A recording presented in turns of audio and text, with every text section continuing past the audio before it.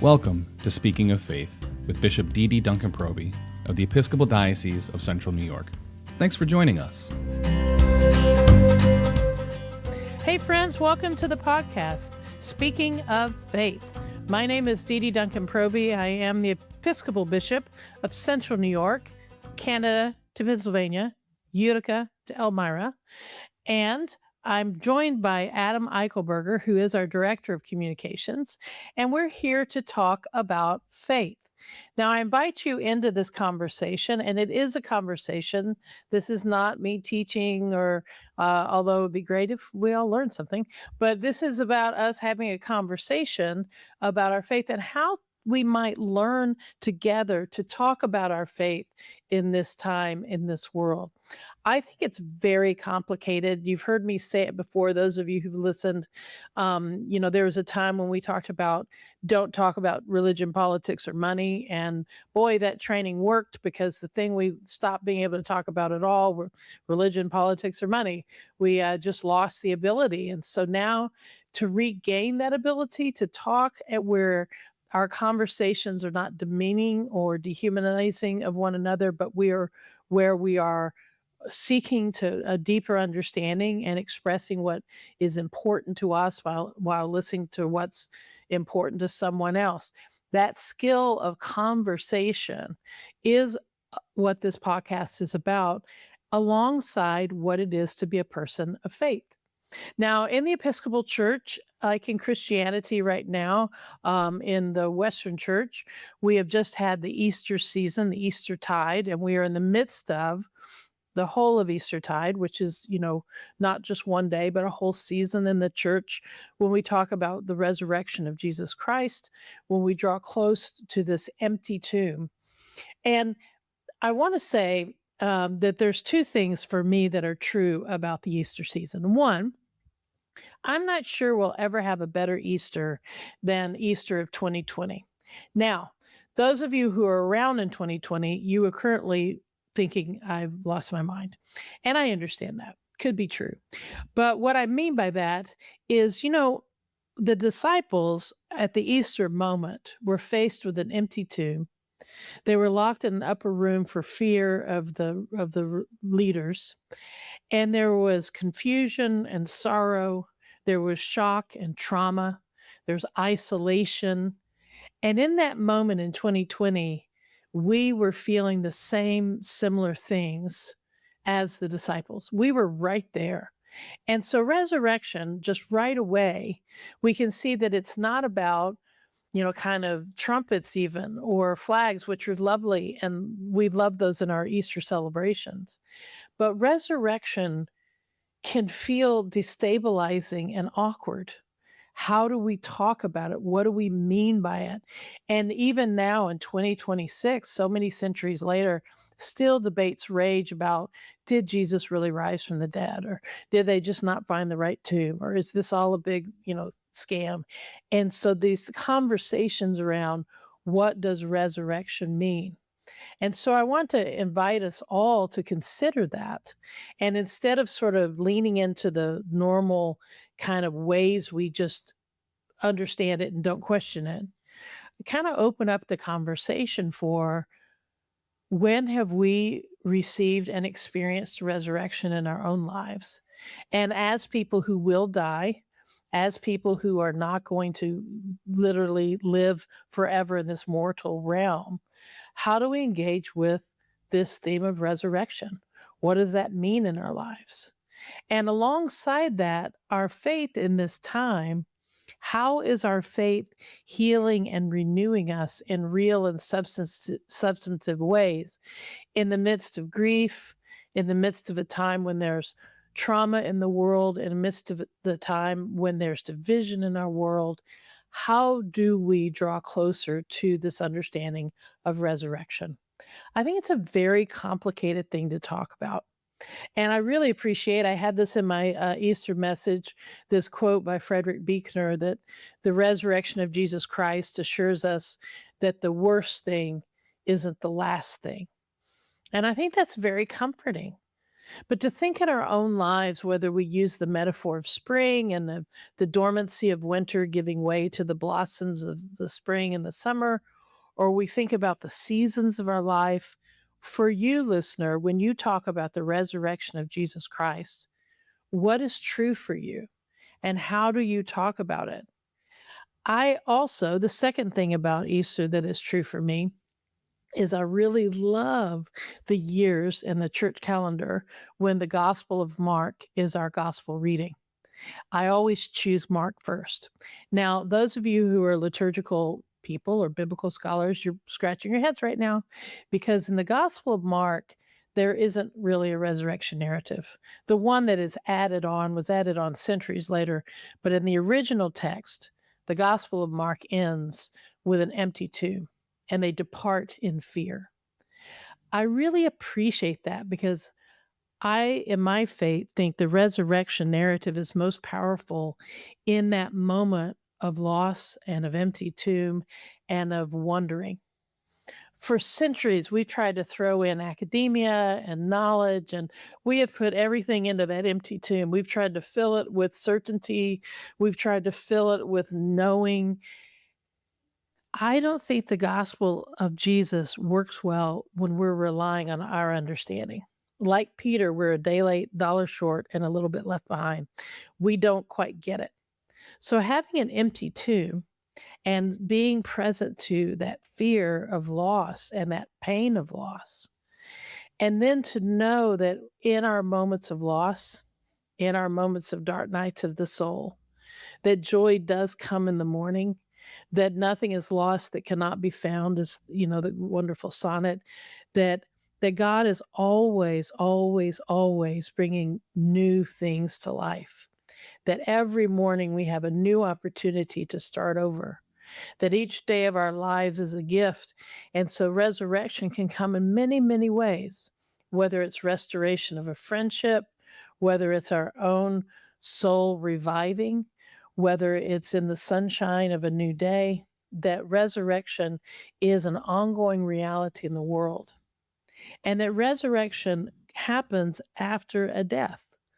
And so, dear listener, if you're experiencing sorrow or heartache, that resurrection is close at hand to hold on just a little longer, knowing that the worst thing isn't the last thing. And so, together, like the disciples reaching out and seeking God, discovering Jesus in their midst in a new way, having the Holy Spirit act in our lives and heal us, that resurrection is a hymnody of love that is never ended. And I know in this time, Adam, there's so much sorrow in our world. We both have lost loved ones recently, and um, I think in that moment of loss, there's this beautiful moment where we know the eternal nature of love because it doesn't end with death. We can feel people with us. We feel that connection continues. And so those we love but see no longer, that we are renewed and that love never ends, that life never ends.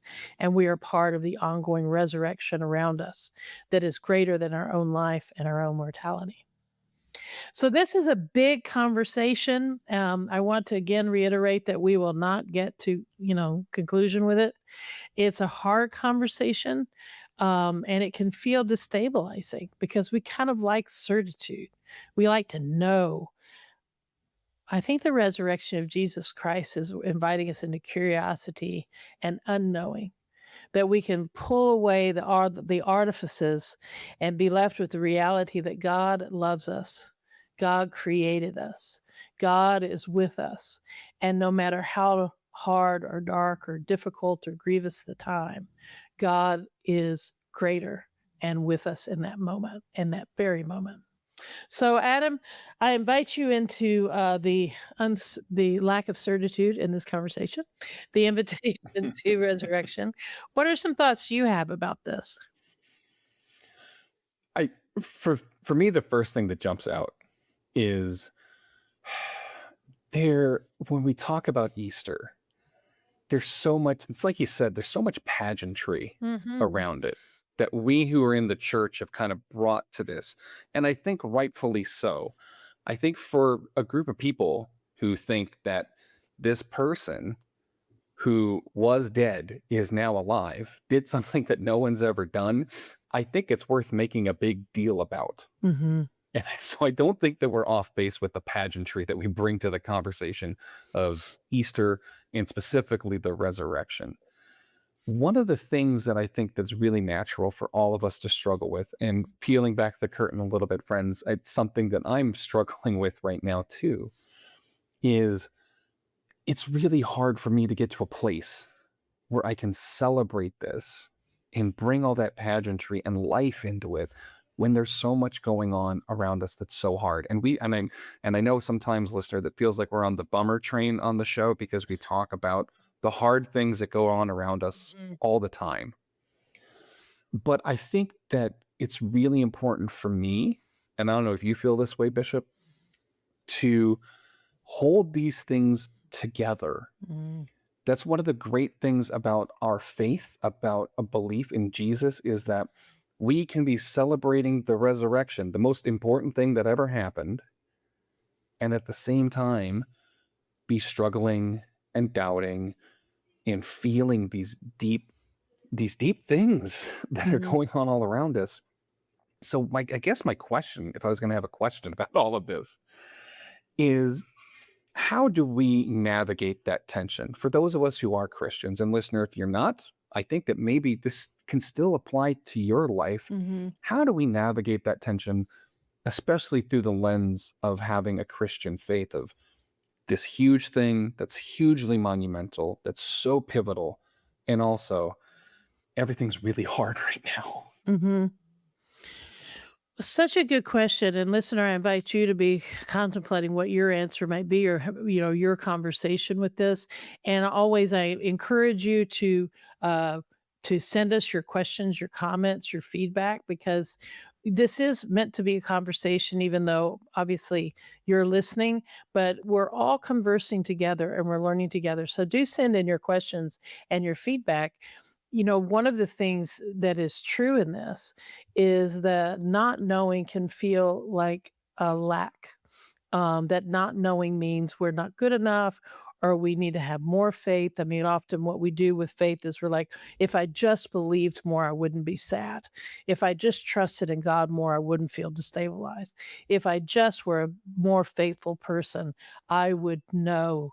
And we look at certitude as the goal. That certainty is preferable. We know Jesus is risen. We find joy in it. No questions asked. Get on with it. Well, that isn't actually faith.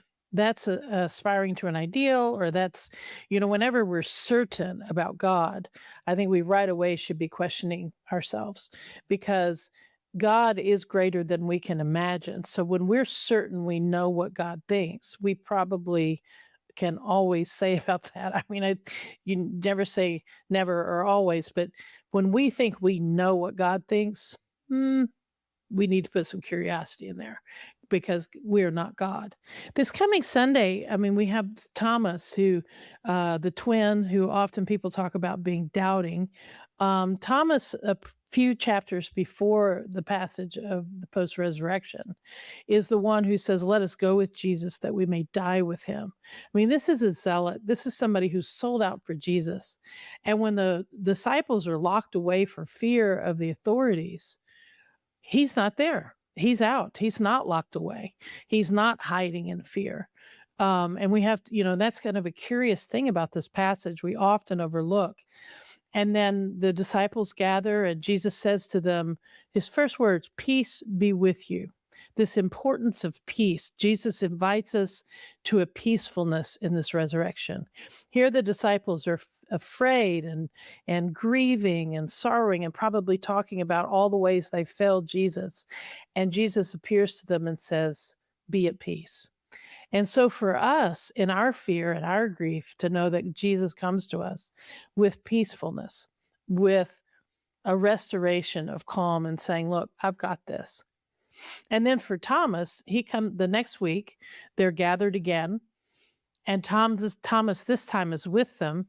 And they've told Thomas about Jesus coming to them. And of course, he said, look, I have to see the hands and the feet, unless I'm not going to believe. The thing that's really brilliant about that is he knows what he needs. And so, for us, dear listener, what do we need to believe in the resurrection of Jesus Christ? What is the proof? What is the evidence? What is the touch point we need to engage with this narrative for our own faith?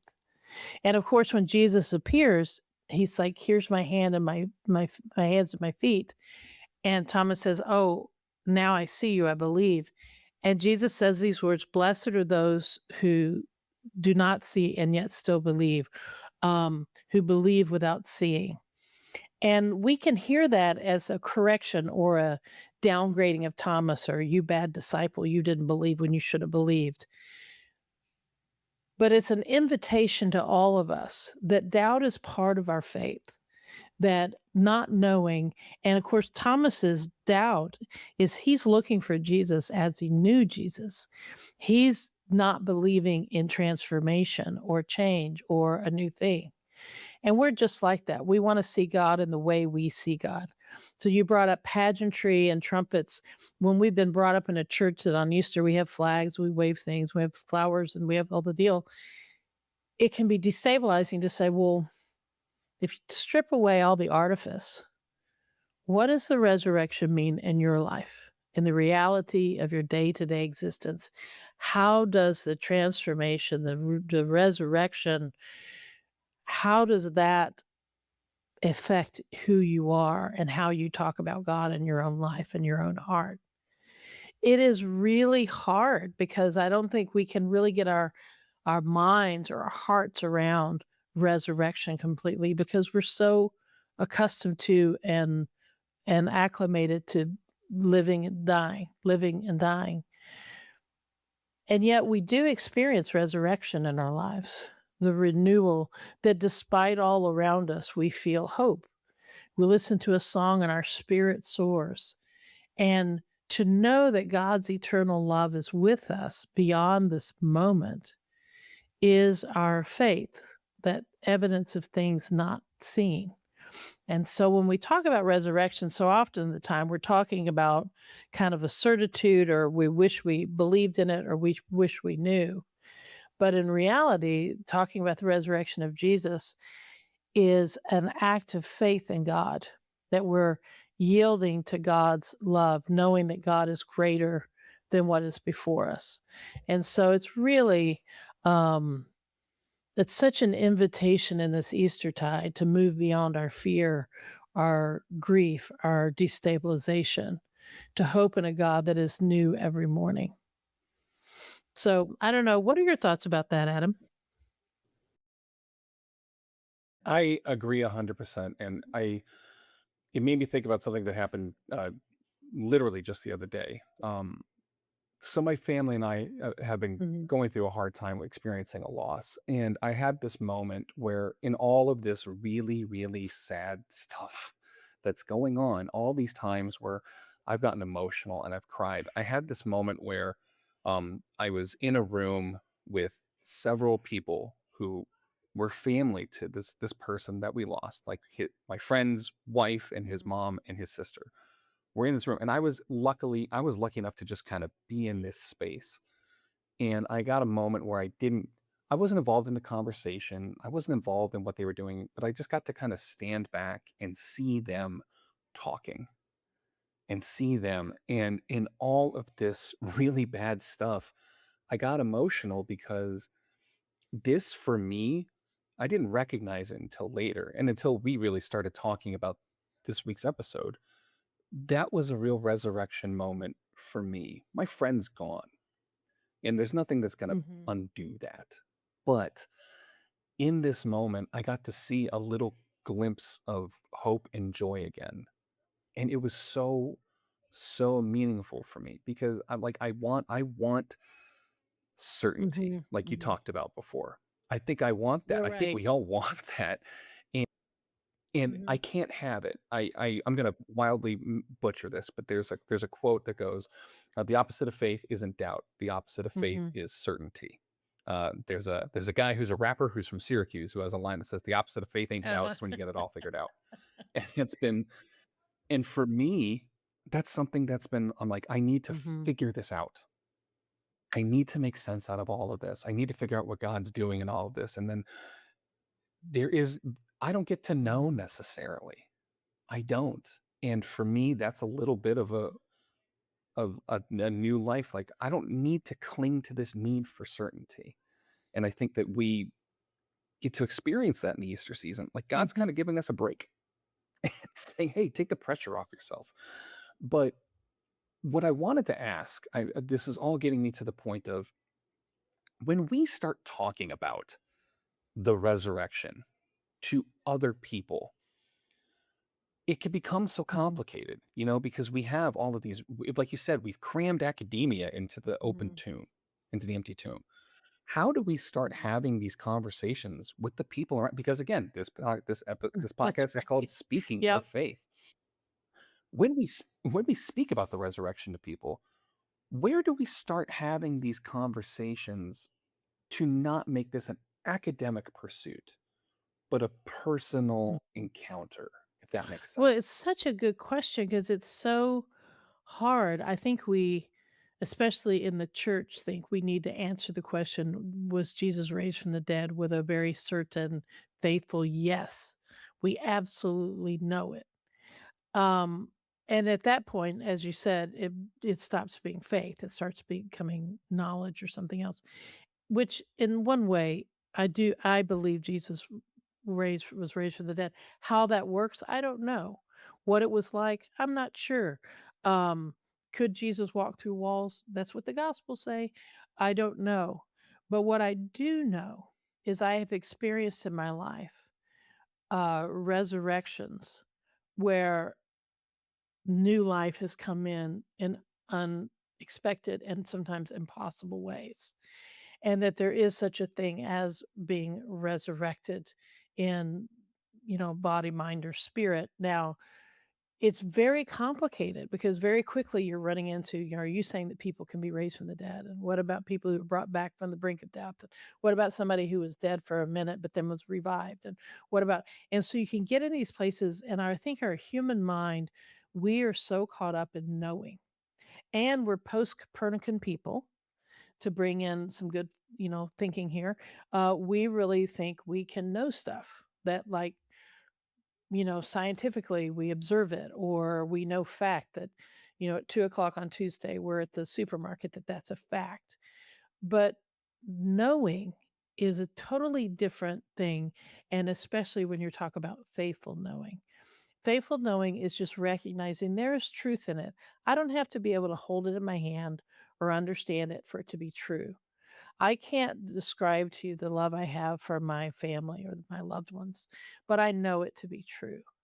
I can't describe the moments where I may be suffering grief, as you're just talking about, and in that moment I just feel it. I feel the resurrection, the new life that God has for us, that the end is never the end, it's the next step.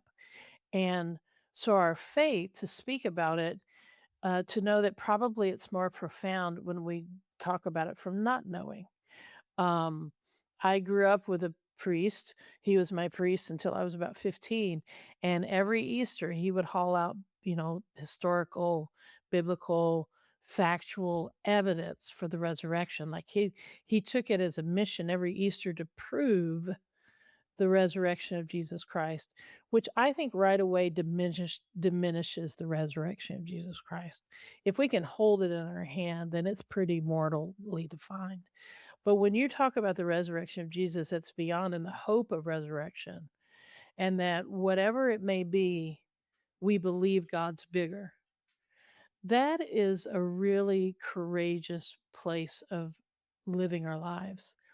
And I really have to say in this moment that we often think of doubt and uncertainty as weakness, as with doubting Thomas, being talked about, doubting Thomas. But the courage it takes to doubt something is tremendous. Some of us have never questioned our faith because we're too afraid to. We're afraid that if we think about, do I really think that Jesus was a historical person? That it might destroy everything, that we lose it. So we don't ever ask the question because we're afraid. But God is big enough, whatever our concept of God is, that when we are courageous enough to say, you know what? I need to see these things in order to believe.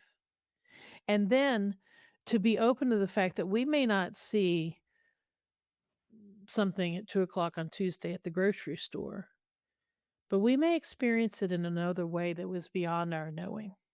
And that just surprises us. And to allow ourselves to be humble and curious and faithful.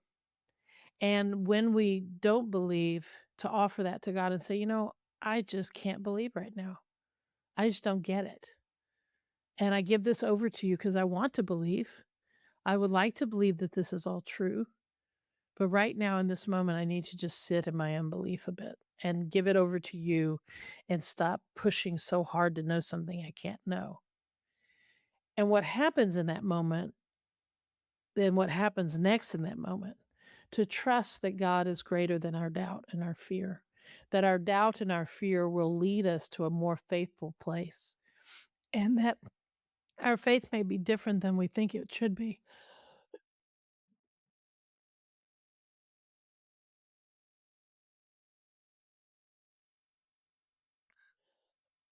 Uh,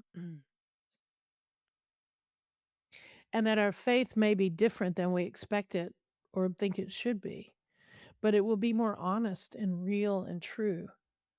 We are better, and we know this to be true from our AA and other self help things.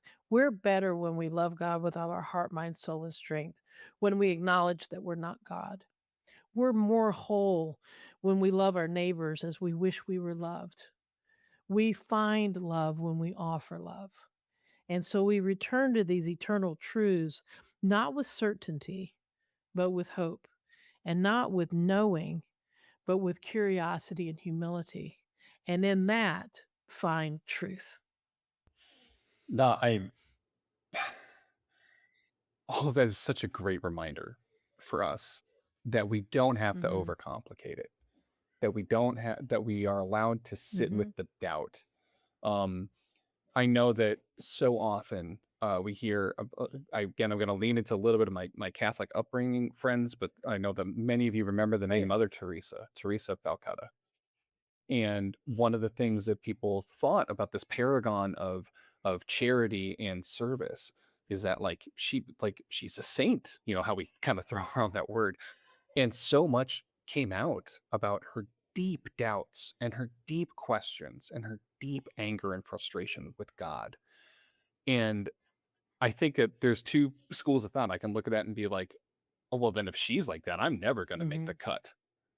Or we can look at that and say, oh, we're all just the same. We're all just voyagers on the ship, and we're all doing the best we can to stay Mhm. afloat. I think that maybe my last question for us as we kind of wrap up this time, Bishop, and this is something because I know you and I both love to say, listeners, like, what would Mhm. you say to this? And I want to ask you what your kind of final thought about this was as we land the plane. If you were meeting someone for the first time, or you're having a conversation with somebody that you've never had the conversation about faith with, and you had to give the elevator pitch on the resurrection, where do you think that conversation would go for you? Wow, were you with me last week? I'm just kidding. Um, this has happened before, folks. I want to preface this, and listener, the same is true for you. How do you talk about the resurrection with any integrity or authenticity and not hubris? And I want to point out, like with the Mother Teresa comment, some people say, "Oh, well, she was a hypocrite then." No, the truth is truth and reality is reality. And we all are humans trying to be in relationship with a being that's beyond our knowing as we follow principles of living together that bring out the best in one another. And so it's complicated on any day. Um, for me, when I'm talking with someone that I may not have talked with before about this or I'm bringing it up, I usually start with the holiness of doubt and questioning that we don't need to be afraid of doubt, and we don't need to be afraid of asking the question. And a requirement for belief is to be willing to believe something, to suspend our love of proofs and facts. And we tend to only believe things we can touch and see and smell. Um, and that is a handicap. It really curtails our ability to understand truth, because so much of the world is beyond our knowing.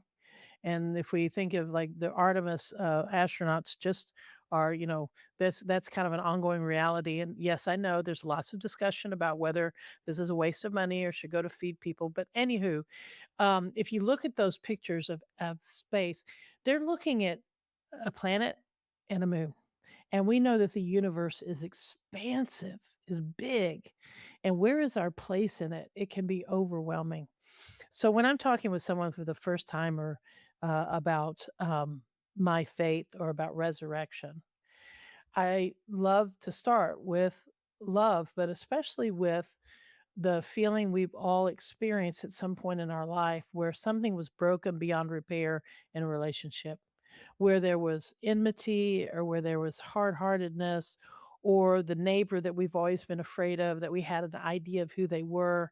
And then there's a moment when we meet them face to face and realize that who we expected is not the reality of who they are.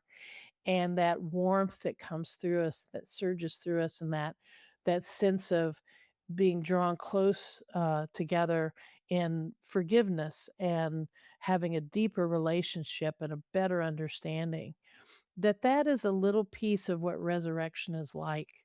It is like coming to a new understanding again for the first time again, where we rediscover that not knowing is not a deficit, but is an invitation to understand more. That our fear and what seemed like an end, when a new beginning comes up and comes out of it, that there's a new beginning, that it's restoration. And so whether we use plant life, which is a great metaphor to use, the flowers pushing up through the soil and coming back to life, or we use a restoration of a relationship, that each morning we wake up, we have an opportunity to again start fresh, to start anew, and to make a difference in each moment. It sounds pedantic. It sounds like it's just not enough. We want resurrection to be lightning in the clouds in the sky. But the profoundness of sharing life with one another is bigger and better than we can imagine, and to allow that to be enough. And so it depends on the person, and it depends on the conversation. But I think that moment of renewal, we've all experienced it at some point or another, and to draw close to that.